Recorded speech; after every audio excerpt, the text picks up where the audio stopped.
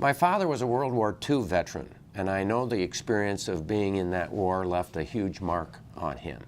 Many of the disciplinary methods he used on my sister and me were a direct result of his U.S. Army training, such as his "no excuse, sir" type of stuff.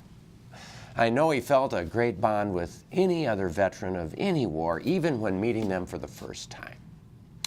But his service was not without some bad consequences. I remember how he turned serious and silent when I asked him the awful question all kids wonder about their warrior fathers: "Did you ever kill anybody, Dad?" I never got an answer, and years later I've realized the question caused significant anguish. I know many people put in harm's way having to fight to survive share this kind of struggle. I believe it represents at least one level of what is now called post-traumatic stress disorder, or PTSD.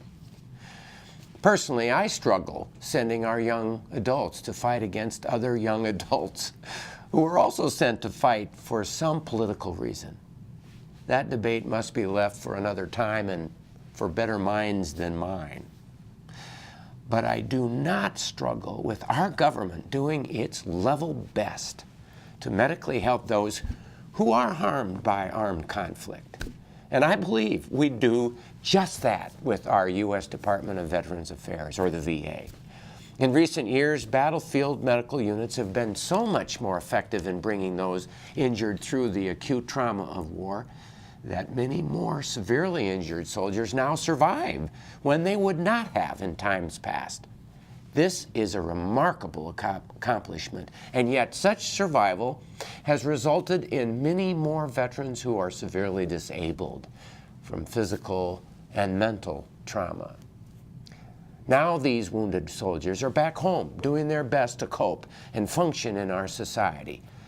To help these injured return to function has indeed been the evolving direction of the modern VA.